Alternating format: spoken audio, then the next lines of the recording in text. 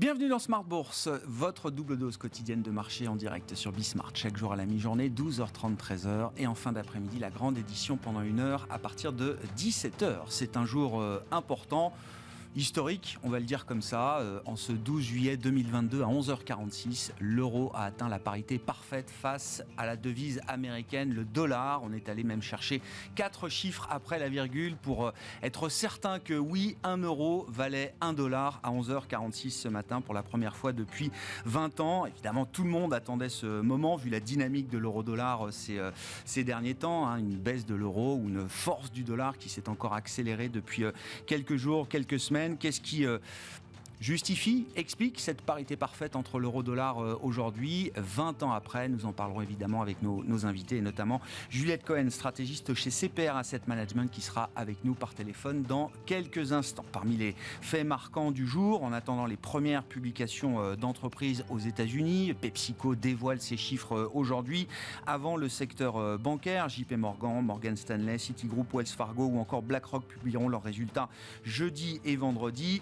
L'information du jour qui concerne le marché parisien, c'est le coût de la nationalisation à 100% d'EDF. L'agence Reuters estime que l'État pourrait débourser 8 milliards d'euros pour rafler les 16% du capital qu'il ne détient pas encore, soit l'équivalent par action de 12,60 euros. Le cours d'EDF bondit au-delà des 10 euros en ce milieu de journée sur le marché parisien. Les détails à suivre dans un instant avec Alix Nguyen. Et puis en ce début de troisième trimestre, avant cette période de publication de résultats, nous parlerons d'analyse de marché bien sûr et de stratégie d'investissement avec les équipes d'Avantgarde Investissement et son directeur des investissements Kevin Lenouaille qui sera avec nous en plateau pendant cette demi-heure.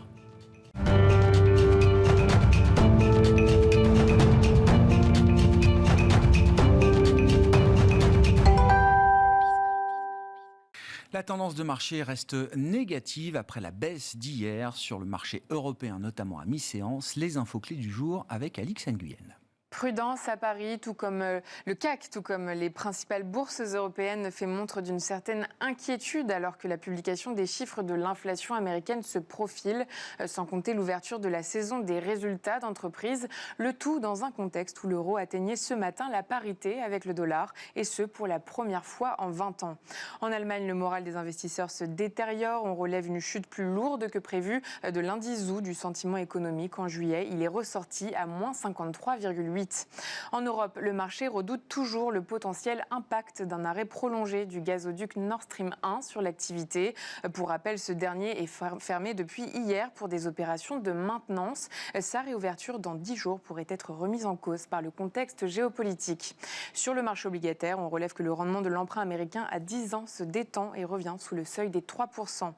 Les derniers commentaires des responsables de la Fed réaffirment la détermination de la Banque centrale à resserrer sa politique monétaire. C'est ce qu'a répété Raphaël Bostic, le président de la Fed d'Atlanta. Il s'est dit favorable à une hausse de 75 points de base des taux des Fed Funds en juillet. Esther Georges, de l'antenne de Kansas City, a pour sa part prévenu que des hausses de taux précipitées pourraient s'avérer contre-productives.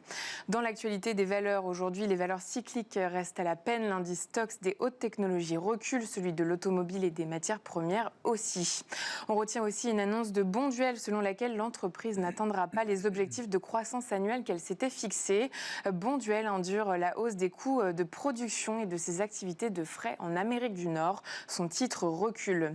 Renault est en baisse. Les ventes de la marque connaissent un recul de 16,5% hors Russie sur les 6 premiers mois de l'année. Celle du groupe, quant à elle, s'affiche en baisse de 12% à périmètre équivalent. Renault est lourdement impacté par la crise des semi-conducteurs. Thales a signé un accord pour acquérir la société néerlandaise One Welcome pour un montant de 100 millions d'euros. Celui-ci vise à renforcer son activité dans la cybersécurité. Et puis EDF poursuit son envol lié à l'annonce du projet de renationalisation du gouvernement. L'État pourrait débourser plus de 8 milliards d'euros afin de racheter les parts des actionnaires minoritaires. Tendance, mon ami, 2 fois par jour, les infos clés de marché à 12h30 et 17h avec Alix Nguyen dans Smart Bourse sur Bismart.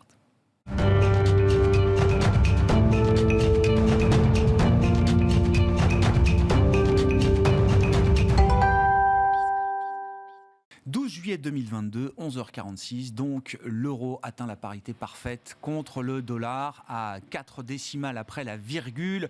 On parle évidemment alors de ce qui est un objectif symbolique pour les opérateurs de marché, mais derrière cette parité parfaite qui nous ramène 20 ans en arrière, quelles sont les dynamiques et les facteurs à l'œuvre? On en parle avec Juliette Cohen, qui est avec nous par téléphone, stratégiste de CPR Asset Management. Bonjour et bienvenue Juliette. Merci beaucoup d'être avec nous. Bon, la tendance de l'euro-dollar n'est pas nouvelle, qui amène la parité parfaite aujourd'hui, mais peut-être parmi les différents déterminants qui guident une parité de devises, quels sont les facteurs qui pèsent le plus lourd peut-être dernièrement pour expliquer cette parité parfaite aujourd'hui entre l'euro et le dollar, Juliette? Alors, il y a plusieurs éléments qui rentrent en ligne de compte. Le premier qu'on peut citer, c'est le différentiel de politique monétaire entre la Fed, qui a entamé son cycle de normalisation bien avant la Banque centrale européenne, et puis le fait aussi qu'on anticipe sur la fin d'année un chemin ou une rapidité d'action de la Fed qui est plus importante que celle de la BCE. Donc ça, c'est le premier élément. Le deuxième élément, c'est ce qu'on appelle la détérioration des termes de l'échange. C'est qu'en fait, le prix des importations de la zone euro augmente plus rapidement et plus fortement que les prix des exportations. Et on pense bien évidemment pour les importations au prix de l'énergie qui ont très fortement pesé sur la balance commerciale de la zone euro. Et puis, l'élément peut-être plus récent, c'est l'anticipation d'une récession en Europe. On a déjà eu aux États-Unis une contraction du PIB au premier trimestre. Il y a ce risque de récession qui existe. Et en zone euro, là, avec les tensions sur les approvisionnements en gaz, il y a de plus en plus de crainte d'une récession en fin d'année. Donc, c'est aussi un élément qui contribue à peser sur la devise européenne. Et puis pour terminer, puisqu'on a parlé politique monétaire, il y a aussi ce risque de fragmentation qui existe en zone euro. Il y a beaucoup d'attentes aujourd'hui autour de l'outil, le TPM de la BCE, mais on a vu avec différentes réactions, notamment celle de Joachim Nagel, qu'il y avait des discussions vives autour de cet outil, et il peut y avoir aussi des craintes qu'on n'ait pas cet outil qui soit prêt pour la réunion de la semaine prochaine. C'était la question, effectivement, Juliette. Il y a des facteurs et des déterminants qu'on peut qualifier peut-être de conjoncturels. Est-ce qu'il y a également le retour d'interrogations structurelles sur l'intégrité de l'euro, sur le modèle économique même sur lequel l'euro a été fondé il y a plus de 20 ans maintenant, qui était le modèle allemand des excédents courants, des exportations, de la maîtrise totale de l'inflation, si on se réfère à la politique monétaire de la Bundesbank. Est-ce que les investisseurs étrangers s'interrogent sur ces piliers fondateurs de l'euro aujourd'hui, selon vous, Juliette ? Alors, je pense qu'il y a quand même moins d'interrogations sur l'euro aujourd'hui qu'il ne pouvait y en avoir, même ne serait-ce qu'avant la crise de la zone euro. Je pense que quand même la devise a acquis une crédibilité forte, mais néanmoins il y a toujours quand même l'idée qu'on n'a pas parachevé la construction de la zone euro, qui manque un outil budgétaire commun récurrent, et donc effectivement ça, ce signe de faiblesse ressort de façon ponctuelle. Mais il me semble quand même que il y a quand même l'assurance que la BCE voudra tout faire pour éviter une nouvelle crise de la zone euro, et je pense que là-dessus c'est quand même un élément qui est très fort aujourd'hui. Est-ce que l'euro en tant que tel, en tant que devise, est aussi sous-évalué, aussi bradé que ce que la parité euro-dollar laisse entendre, Juliette ? Alors c'est sûr que le mouvement a été très fort, très rapide, et le dollar bénéficie aujourd'hui en plus d'un mode un peu risk-off des marchés. Donc c'est sûr qu'une fois que la normalisation de la politique monétaire de la BCE sera enclenchée, que on peut quand même avoir un retour de l'euro. Oui, parce que je regardais l'euro contre dollar, mais quand on regarde l'euro contre d'autres devises, est-ce qu'on atteint également des niveaux extrêmes en termes de parité ou de sous-évaluation ? Oui, on a quand même, alors c'est pas aussi extrême évidemment que face au dollar, mais il y a quand même eu un mouvement d'une ampleur qui est peut-être un peu plus forte que ce que le laissaient penser les fondamentaux, on va dire. Bon, oui, effectivement, vous l'évoquiez d'un mot, mais qu'est-ce qui peut stopper ou freiner la tendance sur la parité euro-dollar ? Est-ce que l'espoir vient avant tout d'un possible affaiblissement du dollar à un moment, Juliette ? Est-ce que l'espoir est celui de voir l'euro en tant que tel se renforcer avec, je ne sais pas, un discours ou une attitude de la Banque centrale qui permettrait de soutenir la devise ? 25 points de base la semaine prochaine, ça semble acquis d'une certaine manière, et c'est pas ça qui permet pour l'instant de freiner la baisse de l'euro, hein. Oui, c'est sûr. Alors, les 25 points de base pour la semaine prochaine semblent acquis. Dans les éléments qui peuvent jouer, on l'évoquait, donc l'outil anti-fragmentation. Hein, s'il est prêt, ça peut aussi être un élément positif pour l'euro. Et puis après, je pense qu'il y a tout ce qui entoure la crise du gaz et le risque géopolitique. Et donc, on a cette crainte que l'approvisionnement via Nord Stream ne se remette pas en route le 21 juillet après les opérations de maintenance.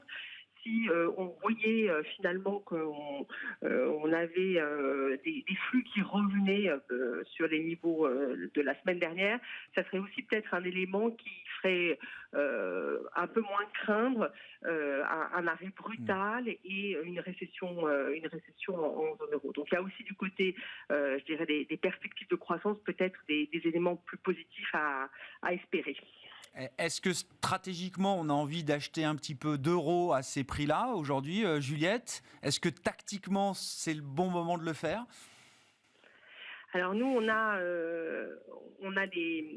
quand même des positions dollars dans les portefeuilles, mais qui sont relativement modestes aujourd'hui. Donc c'est vrai qu'on est plutôt à l'allègement des positions dollars dans les portefeuilles. Merci beaucoup Juliette. Merci pour cet éclairage, cette radioscopie de la parité euro-dollar qui a donc atteint aujourd'hui la parité pour la première fois depuis 20 ans. Juliette Cohen qui était avec nous par téléphone, stratégiste chez CPR Asset Management.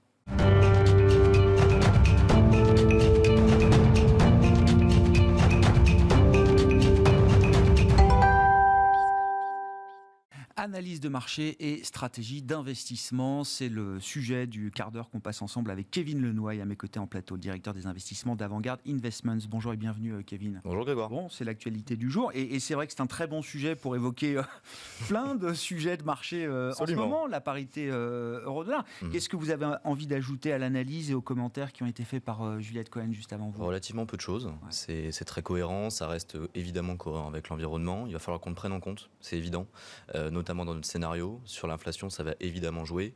Je m'entends parfaitement, notamment sur le deuxième cadre. Le cadre, entre guillemets, d'écart de politique monétaire, il est assez évident. L'écart de ce que nous, on regarde, ce qu'on appelle la parité de pouvoir d'achat, il continue de plaider, à mon avis, à moyen terme, pour une hausse de l'euro. Ça correspond à la dernière question que vous aviez posée.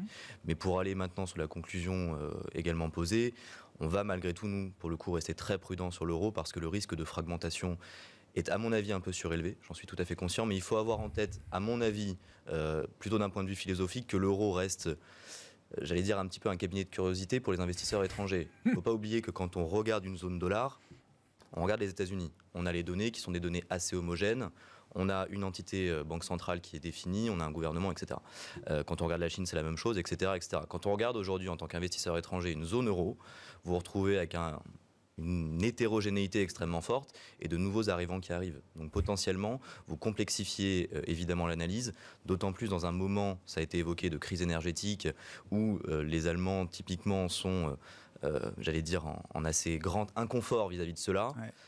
Le tout mixé fait qu'aujourd'hui, on a une vraie prudence vis-à-vis de l'euro. On n'a pas de cible en tant que telle sur l'euro-dollar aujourd'hui, mais on ne devient absolument pas aujourd'hui acheteur euro plus qu'on ne l'était.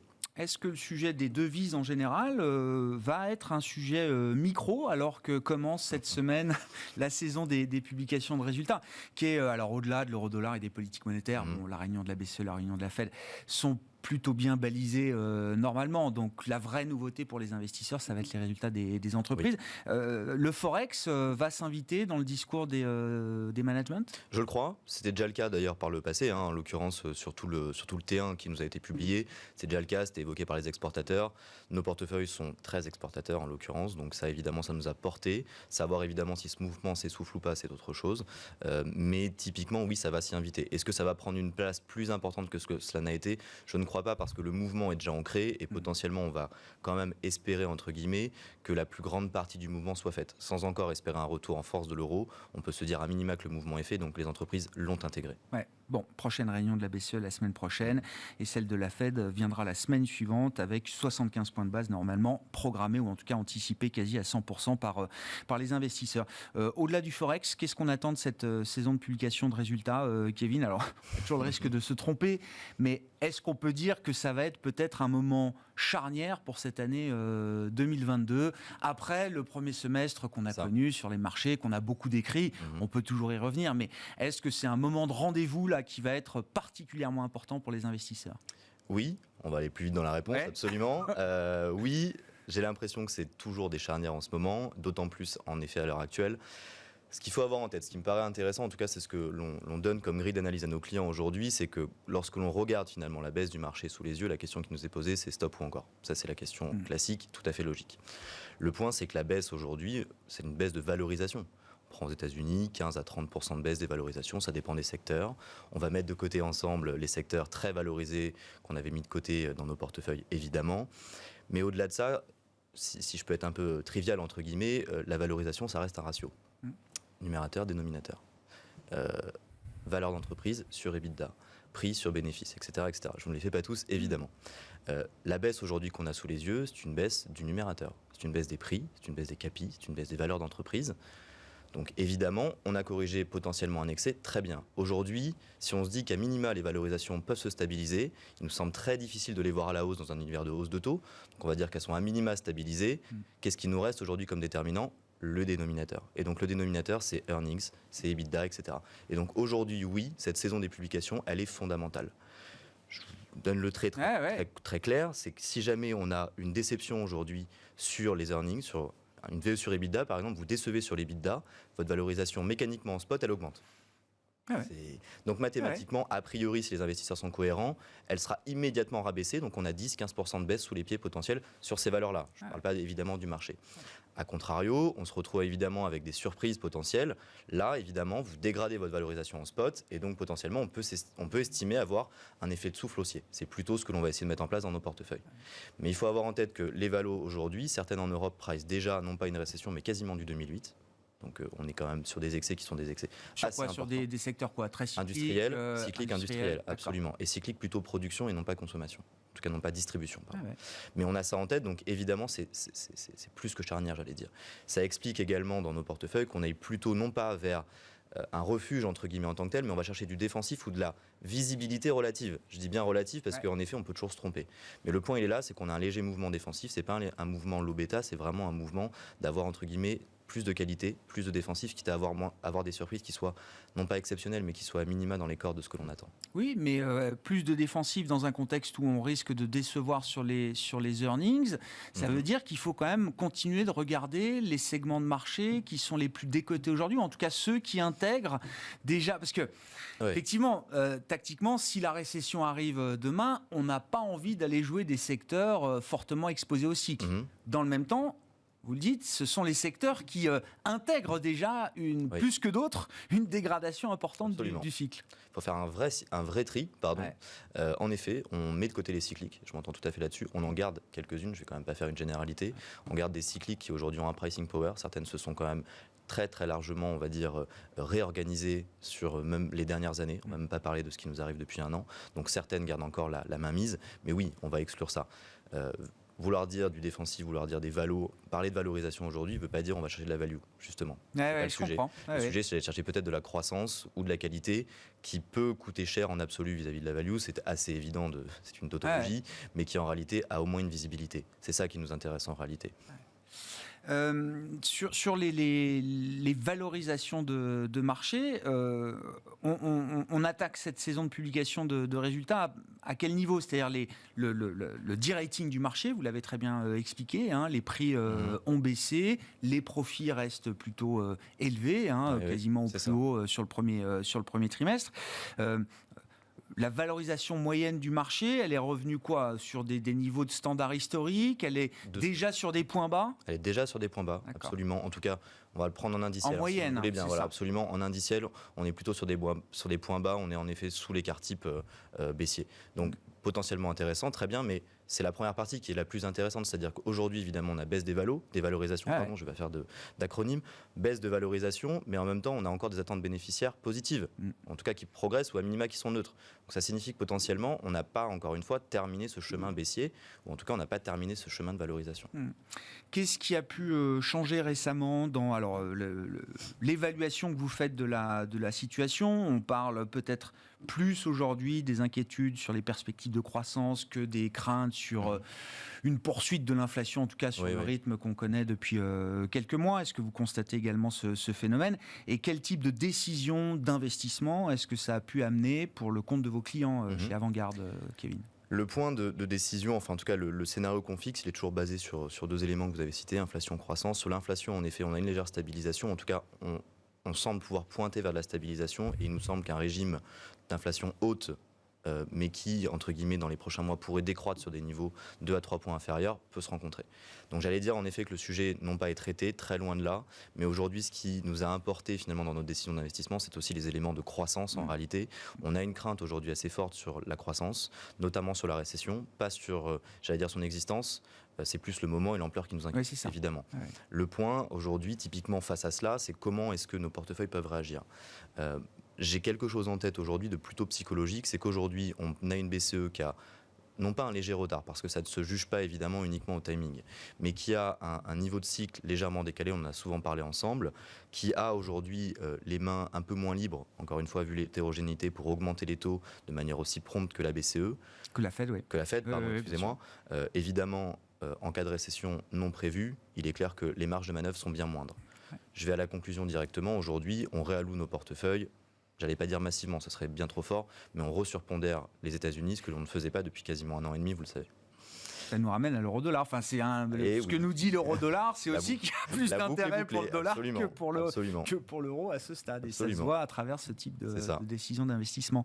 Bon, donc s'il faut avoir encore des actions, et il faut avoir encore des actions, c'est ce que j'entends, Kevin, il faut aller peut-être un peu plus vers la partie américaine.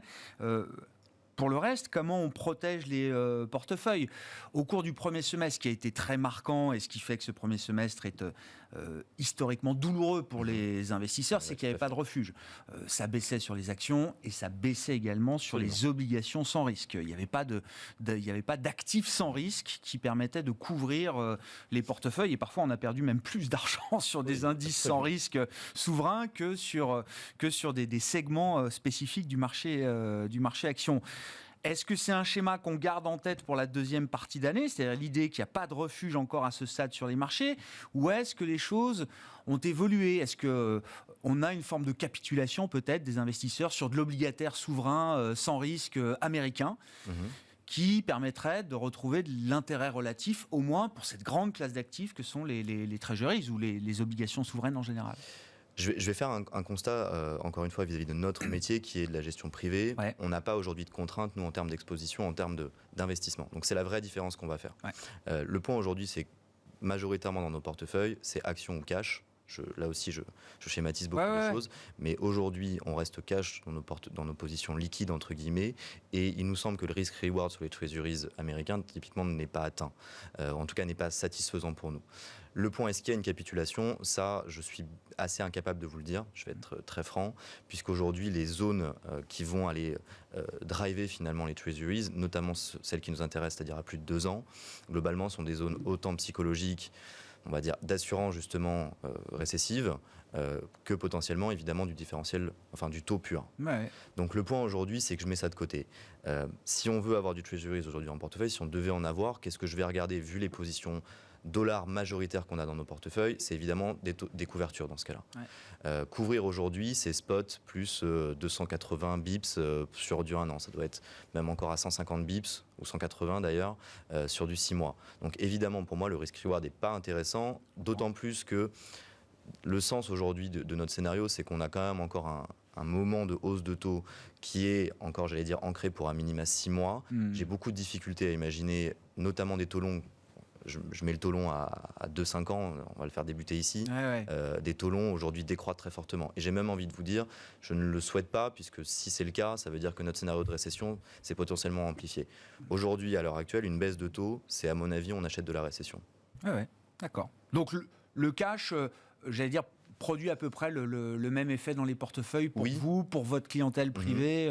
En tout cas, on veut s'éviter évidemment la porte de saloon, comme on dit habituellement. En tout cas, on veut s'éviter de se prendre les pieds dans le tapis. Je ne crois pas qu'il soit utile aujourd'hui de rajouter un risque avec des durations en portefeuille obligataire, même souveraine, puisqu'il faudrait les couvrir. Et à ce moment-là, en réalité, on va chercher très peu de rémunération pour un risque potentiel de se prendre les pieds qui est assez important. On va s'éviter ça. Est-ce qu'on retrouve de l'intérêt en termes de diversification, peut-être, du côté de la sphère émergente, plus précisément peut-être du côté de la sphère asiatique, plus précisément encore peut-être du côté de la sphère chinoise, Kevin? J'ai l'impression d'être toujours dans le non. Aujourd'hui, je suis navré, Grégoire. Alors, je vais vous le dire en 2 temps. C'est ce que l'on dit à nos clients aujourd'hui. On était positif Chine depuis beaucoup d'années, beaucoup de trimestres. On s'est arrêté, on a vendu les positions en 2021. Et en 2021, quand on l'a fait au lendemain du Nouvel An chinois, on s'est dit ça va durer 3 à 6 mois. Très optimiste.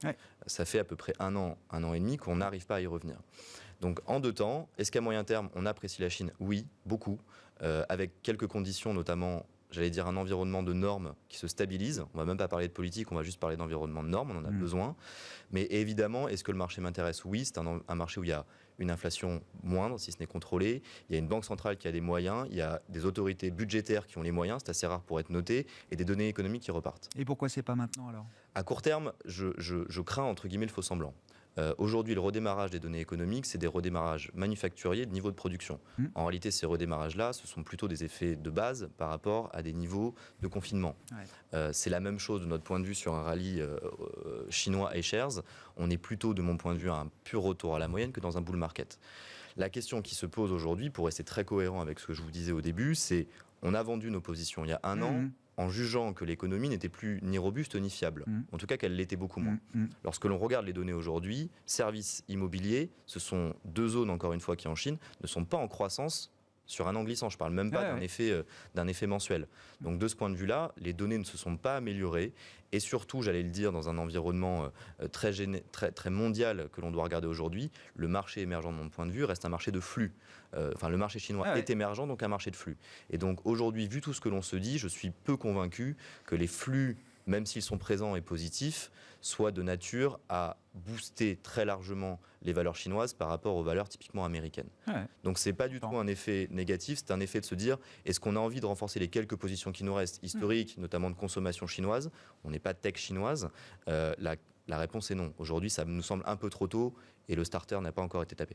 Bon, on aura une série de données chinoises en fin de semaine. Alors, le PIB T2 qui sera un mauvais trimestre avec les confinements et le durcissement de la politique sanitaire, mais on aura également les données spécifiques du mois de juin en matière de production industrielle, de consommation, d'investissement, etc., qui doivent normalement montrer, en tout cas en séquentiel, une amélioration, une réouverture.